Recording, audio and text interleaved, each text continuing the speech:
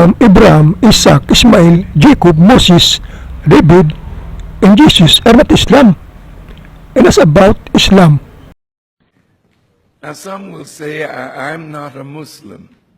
I'm a Christian. Yes. video time 3 seconds. Oh, in this very beginning of your video, you already committed wrong teachings. You mean Christians are not a believers of God? The way Allah said the Christians are His believers. The way Allah commanded Muhammad to follow and to confirm what was already with the people of Scripture or Judaism Christianity, which means the Bible and all the doctrine. You are a post-Christian. Anyone who are not inside the true existing Church of God, the Church of Christ, as anyone which is of Roman Catholic Church, is a post-Christians. I have other video of yours which is of post-teachings. But it is written in the Quran that every human being is by nature a Muslim except the rebellious devil. Try to differentiate the words Islam and Muslim as being referred to individuality, than to Islam and Muslims being referred as of an Islamic religion. That is for you to know in Quran itself, the people of Scripture, which is now Judaism Christianity, was first to be called as Muslim and as Islam or submission to God, than to Mohammedanism, Muslims. Surah 5 verse 111 and Surah 3. This is about the Jews who did not accept Jesus and the Jews who accepted Jesus, which was the beginning of the salvation. For as Jesus said, the salvation is from the Jews or from Jerusalem, as was then turned over by Jesus to Romans. Video time 9 seconds. It is an intellectuality as to say every human being is by nature Muslims, except the rebellious. So as it means there is already a rebellious even in the womb yet. Because of saying every human being by nature is Muslims, this means she is from God. And as when given birth, it remains to be believers of God. Because every human being will started to be formed as believers of God, but as was just for being planned to be believers of God. So as not to be said, every human being were absolutely made to be followers of God. But if it is then, God will never give the human a free will. Do you really understand if it is rebellious devil? So when we accept Islam, we're not converting to another religion. We are accepting what belongs to us, what is our nature. You said it is not of converting. Do you mean you and the Islamic are in wrong? As well you rejected the existing church that was already established, and as the Islamic rejected the Surah 9 verse 29 and verse 33, which is about Matthew 20 verse 17 to 20. Then as you mean the Islamic is in wrong, as they are converting those Christians into their post-religion, which supposed to be Mohammedanism Christianity, as according to the Galatians 4 verse 24 to 25. And to the promise of God to Abraham, which is about the second kingdom, and as about the Surah 9 verse 29 and verse 33, that Muhammad or the Islamic must have to manifest and to enter. Video time 26 seconds. Oh, another mistake. They don't absolutely connect the word Muslims to Islam, because not all Muslims are submission to God, as the religion or Church of God was being started to those who remain with God. Islam never belongs to everyone. It is a contradiction to the said every human from whom or one was giving birth is a Muslim. Meaning from the very beginning, they are believers already. So why saying everyone by nature is submission to God? Submission to God or Islam is only being specifically referred to those who turn away, and then they return to God, but as not to those who commit sins. These two are different from each other. For almost all servants of God commit sin, but not to men, they do not remain with God. It is only God or Jesus who absolutely knows the heart and the mind. That is why the judgment is God's and or Jesus.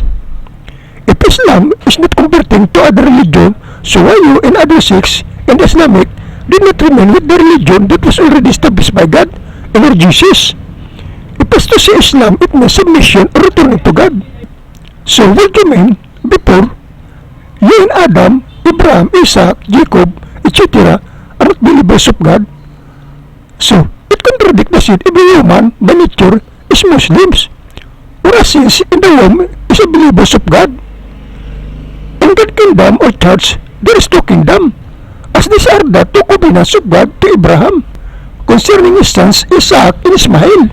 As the first kingdom is the church started with those who remain with God, as it is the church of Abraham and his son Isaac, then to his descendants. Surah 29, verse 26 to 27. So here it proves that the church of God and our church of Christ, which continued to Esau descendants, the Romans, as about Matthew 21 verse 43 and 1 Peter 2 verse 9. And the second kingdom is the church started to those who did not remain with God, as it is the Islamic. As to the words, everyone who was born is a believer of God, in Arabic term Muslim. So as was believers of God, says from the womb, so it is not submission to God, in Arabic term Islam, as it is remain with God.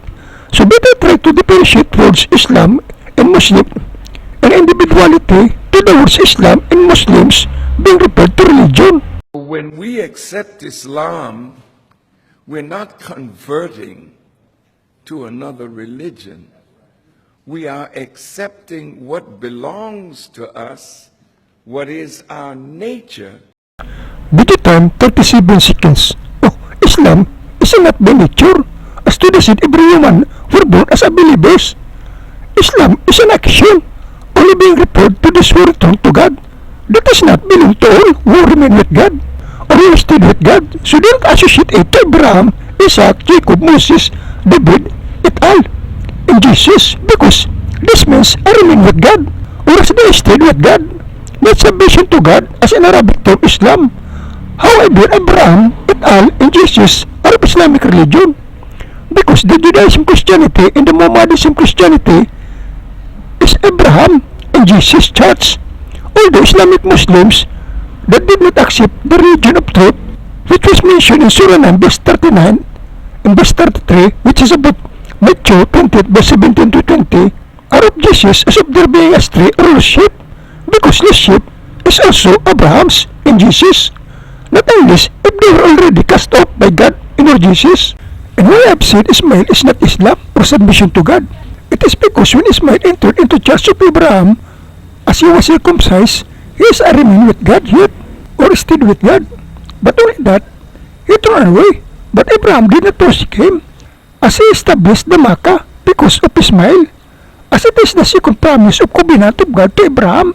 So if in case Ishmael returned to God, that is not anymore submission to God, because he was already entered into the church of God, unless that God cast off him. So if he returned to God, then it is submission to God. As Islam generally means, if anyone turned away when was not entered into church of God yet, as they are the Gentiles, then if they return to God, then it is submission to God, as if they entered into the church of God. So that is why the Mohammedanism was being called as Islamic religion, as was started with the Gentiles. So Ismail is not submission to God or Islam, but his religion is both Judaism Christianity and Mohammedanism Christianity. Islam belongs to every human being. It is their rightful possession. Video time 1 minute and 2 seconds. Islam only belongs to all who return to God, not to all who remain with God, as there is a teachings all who were born are believers of God or Muslims, and so all who were conceived are believers of God. So in the beginning of everyone's life, there is no such submission, as all started to be created by God as to revere God. Then in time of Abraham is as to worship God. So in the beginning, there is no such submission. The fact Islamic as a teaching that humans was created to worship God.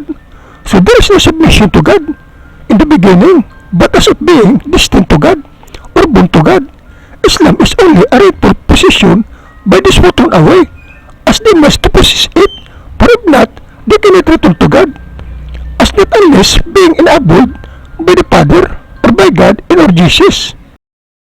So when the Holy Prophet came or was raised in Arabia, Video time 1 minute and 12 seconds. Everyone who believes God was made to be holy by God, which specifically means saint. But if anyone disbelieves, so try not to judge if this is still holy or not, as it is God's and Lord Jesus' judgment.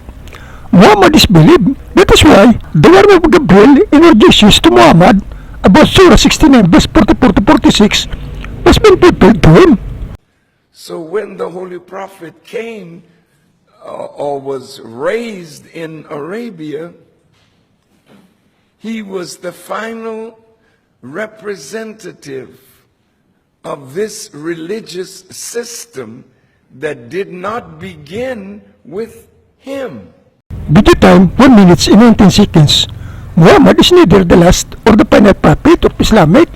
The prophets of God is for all peoples, as there are two witnesses of prophets to come yet, mentioned in the book of Revelation. Do you know who are that? And the last and the final prophet is Jesus. For in time of new heaven and new earth, there will be no prophets to be sent, as Jesus is always and forever being earth. And as for you to know, Islam or submission to God begins with the people of Scripture, as individually, as by those who turn away, then returning to God, as but not with religion, because the religion of God is started to those who remain with God.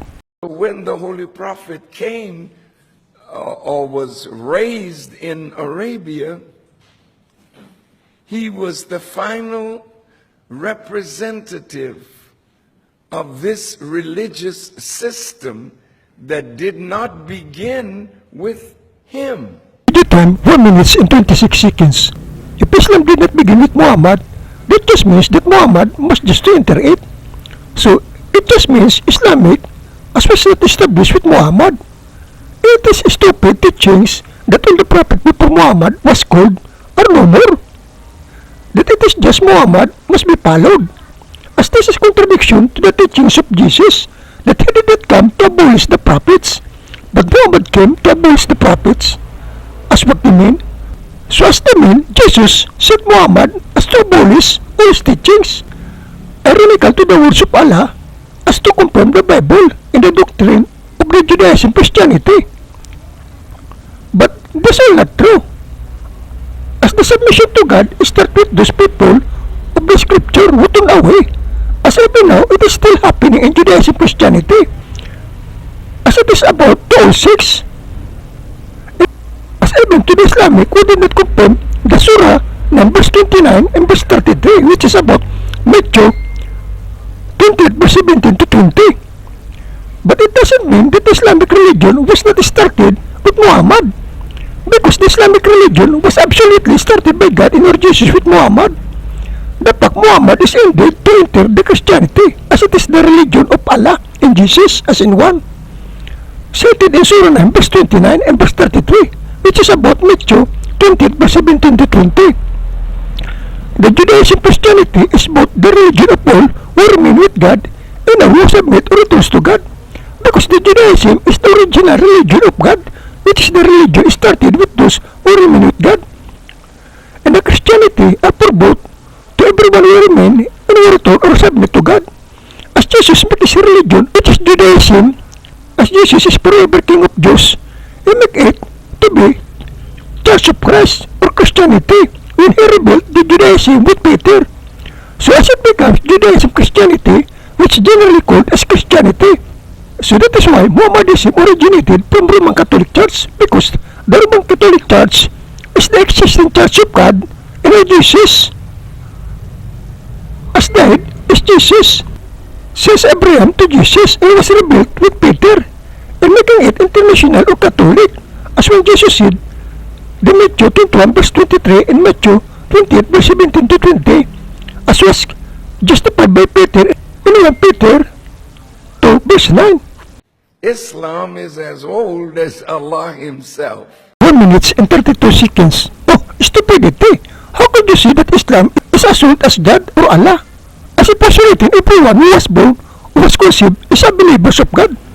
And as Islamic says, human was created to worship God. So where is submission or return to God or Islam there?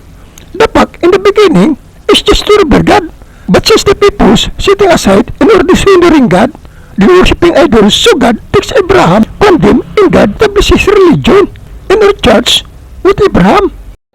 And since Allah has no beginning, neither does Islam.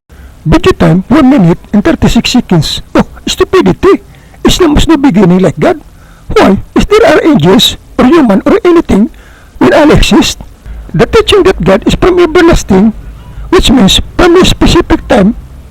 This is only referring to angels in humanity that didn't know when was God exists. But God has an exact time when He exists. That it is only God that knows it. But God didn't try to say it anymore. When was that? Because there are such things that cannot be understood and or be fathomed by the mind of any creation. And God will not do an action with it because God created His creation that were bound to their each and every one limit.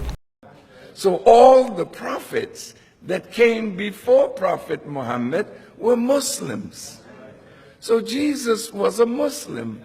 Musa was a Muslim. Ibrahim was a Muslim. Video time 1 minute and 42 seconds. Try to differentiate the words Islam and Muslim being referred to individuality, then to Islam and Muslim being referred to faith or religion. Adam and those others before Abraham were God are of the church of Abraham when God started to build His religion and our church with Abraham. So as when the church of Abraham was named Judaism, so as they become also as Jews. And when God and our Jesus make it Judaism Christianity, so as they become also as Christians.